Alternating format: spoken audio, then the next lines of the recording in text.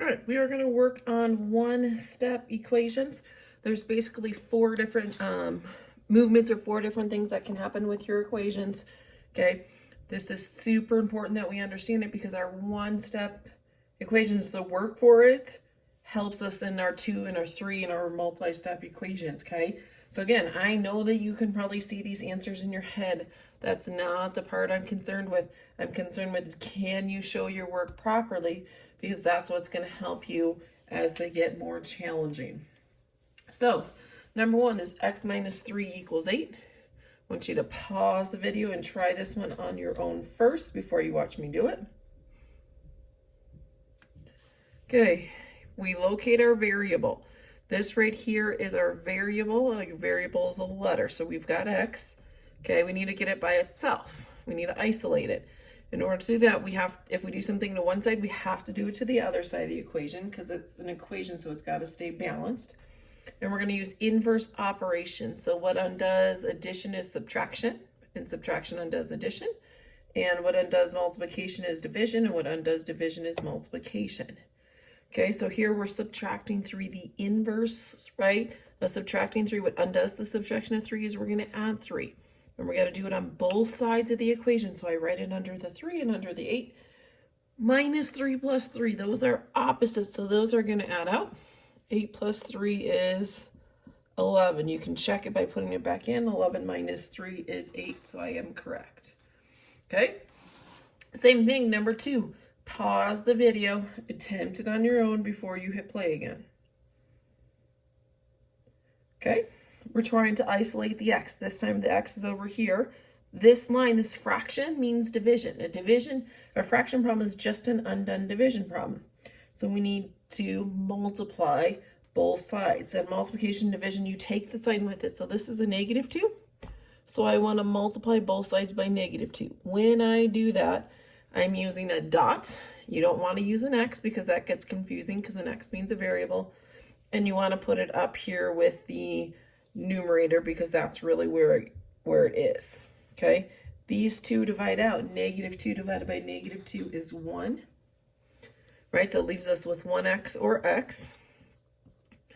Positive times negative. Positive means we're going to keep that sign, so 8 times -2 is -16. So we're getting our integer work in here as well. Number 3, same thing. Pause the video before you watch me do this. A number next to a letter with no sign in between means we're multiplying. To undo multiplication, we divide. So you want to get used to doing a fraction bar because as the problems get more challenging, sometimes you're dividing more than one term on a side.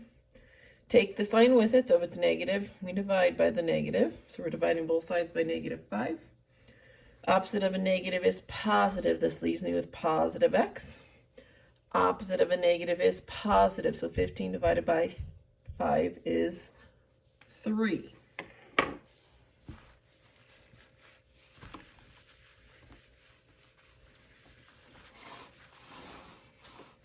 Okay, problem number 4.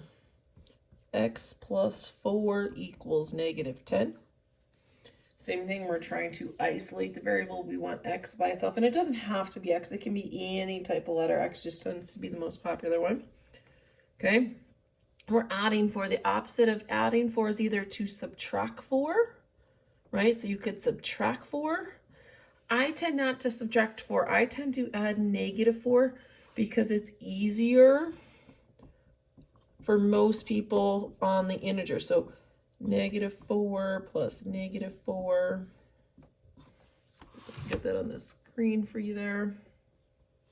Okay, because positive 4 plus -4 is going to add out. -10 plus -4 is -14. And I noticed that when students add -4, these tend to get this answer correct more times than not. Otherwise here, -10 minus 4 is still -14 because this can be rewritten as plus negative. Okay, you can see the integer help sheet if you're getting stuck on the integer piece of things. Number 5, -4 equals x divided by 3. Ooh, this time do you notice that the variable's on the other side? Okay, just get used to seeing over there. It's going to be in both spots. Eventually, we're going to have variables on both sides, so it's okay that it's over here. Again, fraction bar and a 3 means we're dividing by 3. The opposite of 3 is to multiply by 3. Keep this sign, so this becomes negative 12. Okay. Number 6, negative 9 equals negative 3 plus x. Again, make sure you're pausing the video and trying this on your own before I solve it for you. That's how you're going to get better. Okay, again, locate the variable. This time it's over here on the right side, which means we're going to move our constant to the left. It's the sign that goes in front of it. So although this is a plus, that goes to the x there. So it's a negative 3. The opposite of negative 3 is positive 3. When you're doing integers and you're adding and you have a negative and a positive, in your brain, we really got to subtract. 9 minus 3 is 6.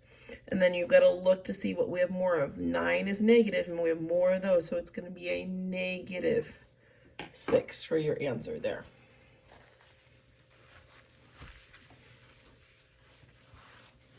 All right, 2 more questions on this. Number 7. 20 equals 2x. Same thing, locate the variable. It's over here on the right. Number next to a letter with no sign in between means we're multiplying in the problem. To undo multiplication, we need to divide both sides by 2. 20 divided by 2 is 10.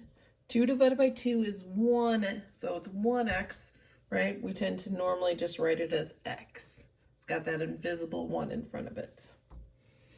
Number 8, again, remember to attempt this on your own before I do it. Negative 15 equals x plus 4. Variables on the right, we're adding 4. The opposite of adding 4 would be to add negative 4. It's going to help you a lot in the long run if you practice adding negatives instead of subtracting. 4 plus negative 4 adds out. Negative 15 plus negative 4, they're both negative, so we add and keep the sign. Negative 19 equals x. Okay, so those are the 4 different types. Again, you might be adding, subtracting, multiplying, or dividing on both sides of the equation. It is super important to understand the 1 steps before we go to 2 steps.